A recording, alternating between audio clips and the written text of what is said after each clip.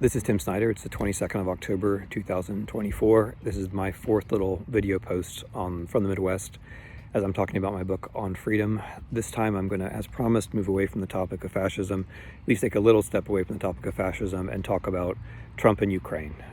My basic thought here is that I'm going to give you 10 thoughts for the theoretical voter out there who cares about Ukraine, or for whom Ukraine is an important issue in this election. These are thoughts that have to do with one of the candidates, namely Donald Trump, and his record on Russia and Ukraine, and for that matter on NATO. So that would be the first point, that if you are a Pole or a Balt or a Ukrainian in the US, person of that origin, person who cares about Eastern Europe, you might be interested to know that Mr. Trump for more than a quarter century has been anti-NATO, and for more than a quarter century has issued pro-Soviet and then later pro-Russian statements. This is a long and strong record of Mr. Trump. Second point about Mr. Trump are the debts. Mr. Trump is someone who has made a lot of money in Russia by the very simple expedient of having Russian investors pay money for licensing fees for buildings which are then never built. So there are debts of that kind. But also there are debts of another kind, political debts. Russia has backed Trump in every election, including this one, and he's very well aware of that fact. Third point worth keeping in mind is that Mr. Trump generally admires dictators. He specifically admires Mr. Putin and has called Mr. Putin's decision to invade Ukraine a decision, I'm quoting Mr. Trump now, a decision of genius. Number four would be, it's worth remembering that when Mr. Trump was president, the main thing he did with respect to Ukraine was to try to bully President Zelensky, to try to trade U.S. weapons deliveries to Ukraine for dirt on one of Mr. Trump's political opponents.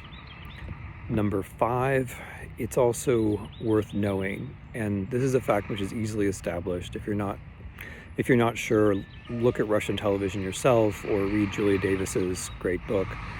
Mr. Trump is Russia's preferred candidate, 100%, unambiguously. They talk about it all the time, and it's for a very simple reason. They think they can win the war with Trump.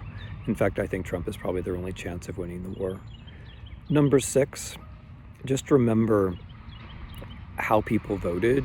So the last important Ukraine vote was the vote on the supplemental bill, the vote for supplemental aid to Ukraine. And in that vote, the Trumpiest members of the House of Representatives and the Senate voted against. The Trumpier a congressman or senator was, or congresswoman, in the case of Marjorie Taylor Greene, the Trumpier they are, the more likely they are to vote against. And the Trumpier they are, the more likely they were to repeat Russian propaganda as their justification for voting against aid to Ukraine. Number seven, please consider Mr. Trump's vice presidential choice. J.D. Vance is the single most anti-Ukrainian politician in the United States. He's someone who, when the war began, said he didn't care one way or the other what happened to Ukraine, I'm quoting, and he has during the war over and over again repeated this in one form or another. And he's also like other quite Trumpy senators or congressmen and women, repeated Russian propaganda. Number eight, think about who Trump blames for the war. Trump blames the Ukrainians, not the Russians, for the war. He doesn't criticize the Russians. He says it's an act of genius to have invaded Ukraine. He blames the Ukrainians. So if you think Trump is going to help bring this war to a close, think about what that means. If he blames the Ukrainians, then who is he going to try to punish? Speaking of punishment, perhaps the most disturbing thing for me is point number 9. Trump talks about how the war has already obliterated Ukraine, how it's already destroyed Ukraine. This is false. Now, of course, in the regions that Russia occupies, there have been mass deportations of children, complete destruction of cities, large-scale torture, murder of local elites. It is horrifying. But the country itself, the 80% of the country that's not occupied, is doing remarkably well given the war. What disturbs me is this. When Mr. Trump talks about how Ukraine has already been completely destroyed, what he's talking about is the future. He's talking about the future under a Trump administration. He's talking about what will happen after a deal between Trump and Putin about the future of Ukraine. When that happens, when he does his best to give Ukraine over to Russia, and Ukraine is then destroyed, he's going to say, well, it was already destroyed, I didn't do anything, and then he'll try to change the subject. Which brings me to the last point. Even if you don't know anything about the region or haven't been paying attention to what Trump says about the region, there's an important thing to know about Mr. Trump. His promise is that he's going to make a deal with Putin and bring the war to an end.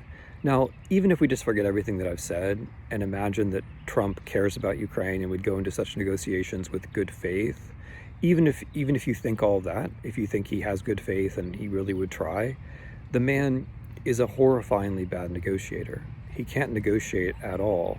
He's someone who inherited a huge amount of wealth and managed to go bankrupt 5 or 6 times anyway. Try to think of a deal he negotiated in his first term. He threw away deals that other people had negotiated. That's not the same thing. The man is known as a negotiator because he is a TV entertainer who played negotiators. But pretending to fire some sad sack on a television show is not the same thing as actually negotiating. Trump has already made all of the major negotiating mistakes with respect to Ukraine. He has told Putin that he's in a hurry, which is something you never do when you're negotiating because it gives the other side an advantage. The other side can then try to take advantage of the fact that you say you're on a deadline. He's already given away all of his main bargaining chips by saying that he's going to put pressure on Ukraine to negotiate with Russia. So he's committed the 2 errors that you never commit if you're going to be a negotiator. So Trump's record is very clear, but even if you don't want to listen to the record, just remember this: the man can't negotiate. So these are thoughts for that voter out there who's thinking about Ukraine. If you're thinking about Ukraine, I hope you'll take some of these points into account, and I hope this has been helpful. Thank you. This is Tim Snyder. It's the 22nd of October. I'm in Gambier, Ohio, and I'm posting this on my Substack, but please share it with anybody who you think it might help.